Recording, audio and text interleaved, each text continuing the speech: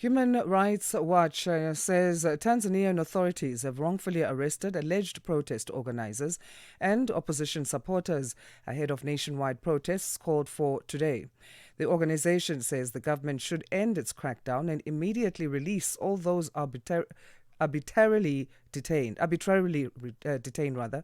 Activists have urged people to demonstrate peacefully on Tanzania's Independence Day, known as D9, against the police use of lethal force around the October 29 general elections. The government cancelled the official Independence Day celebrations after President Samia Suluhu Hassan directed that funds for the celebration be used to restore infrastructure damaged during the election unrest.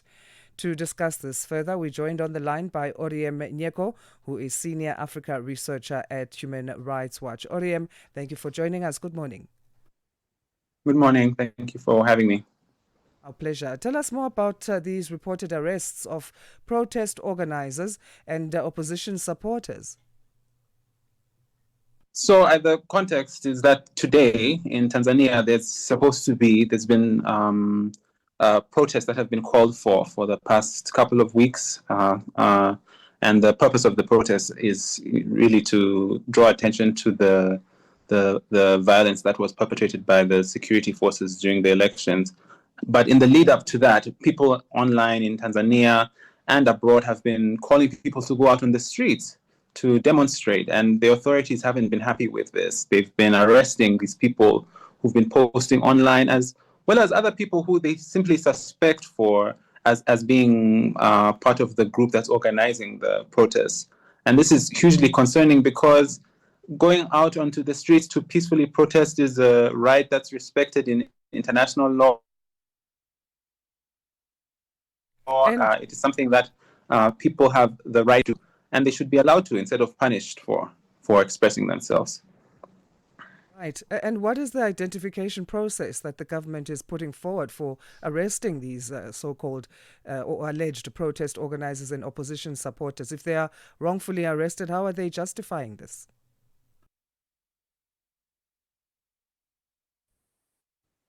Oryem, are you still there? I mean, that's one of the big problems that, if you can hear me, I can hear I you, was yes. saying Now, please that continue. okay. So that's one of the major problems that we are seeing, is that the police are extremely vague in their wording and how they describe how and why the people who have been arrested. They use terms like incitement, but they don't explain what exactly they were inciting. But it's clear that these are people who have been, posting the placards on their social media, who have been telling people to go out onto the streets and protest peacefully. I think that's something that's important to add, because the police are saying that these protests, which haven't happened yet, are going to be violent. We don't know that. People have been saying they want to go out onto the streets to peacefully protest. So it's very arbitrary. It is a clear sign of repression of people's right to assemble, essentially. As we talk on that same point of repression, what do you make of the government cancelling the official Independence Day celebrations? And the reason given by President Suluhu Hassan is that the funding needs to go or to be redirected to rebuilding infrastructure that was damaged during the post-elections protests. Is there anything that is actually showing on the ground as this being the plan? Well, I mean, I can't speak to that. I mean, obviously, it sounds very noble to spend public funding on rebuilding infrastructure, but I think it's clear that that's connected to the called for protests. And I mean, these protests are supposed to be nationwide. People are calling for people to go out on the streets in all of the major regions of the country. And I think the authorities are obviously concerned about similar demonstrations as we saw during the elections, and they want to prevent that. We saw a very strong statement from the police last week, essentially blocking the protest, prohibiting them from happening. I think the authorities are very concerned about this taking place and want to prevent it from happening. Last month, the Office of the President announced the formation of an independent commission. This would be consisting of former state officials and retired civil servants, with the aim of investigating events that led to the breach of peace during and after the general elections in Tanzania. How credible is this commission, since it does not include civil society nor the political opposition, in your view, as HRW?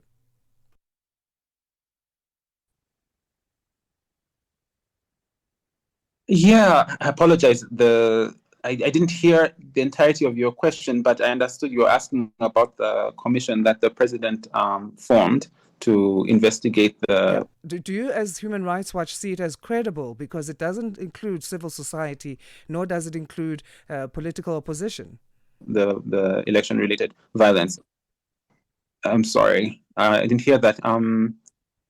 But just to my point about the commission, I think it's clear that it was vital that the president take some sort of action to address the election related violence.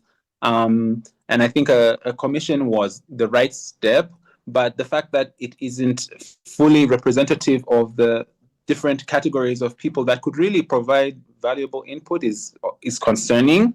And we're calling on the president to sort of fix that balance so that the outcome of this investigation really reflects the truth and the breadth of all of the things that took place during the election period.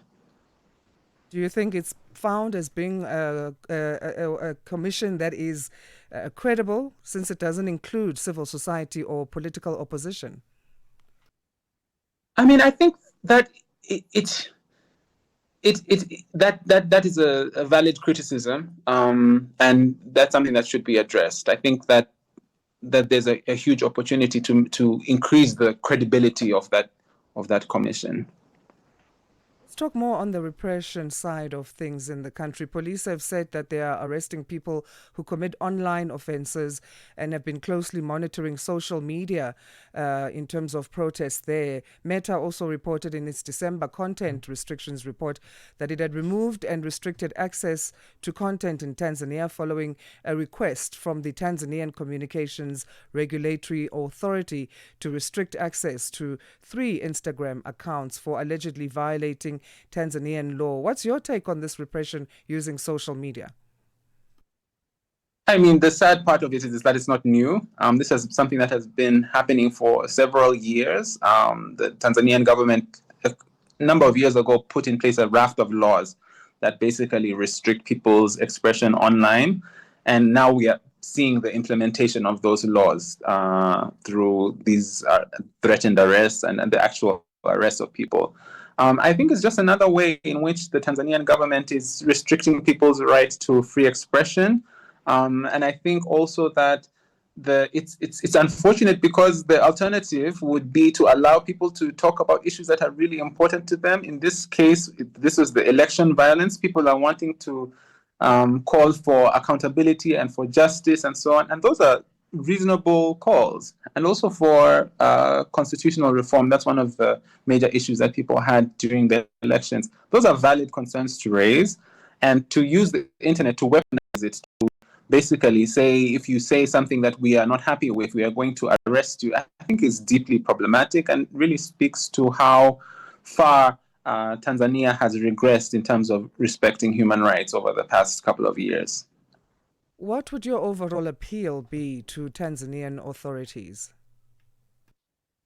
The tide has to be stemmed. Things have to be turned around. They are getting increasingly worse. We saw the lead up to the elections be incredibly repressive. The political opposition were basically blocked from participating in the elections. One of the major candidates was put in prison. He is undergoing a trial on charges that really are unfounded. And things are just getting worse and worse and worse. The violence, I think, that we saw during the election period and the demonstrations are just a symptom of a bigger problem. So I think if the government is really serious about respecting human rights and ensuring that people's voices are heard, that they would really turn this tide around and make sure that people's rights are respected. Oryem, thank you so much. We'll leave it there for now, and we appreciate your time and for chatting to us. Thank you so much as well. Oryem Nyeko is Senior Africa Researcher at Human Rights Watch and talking to us about Tanzania there.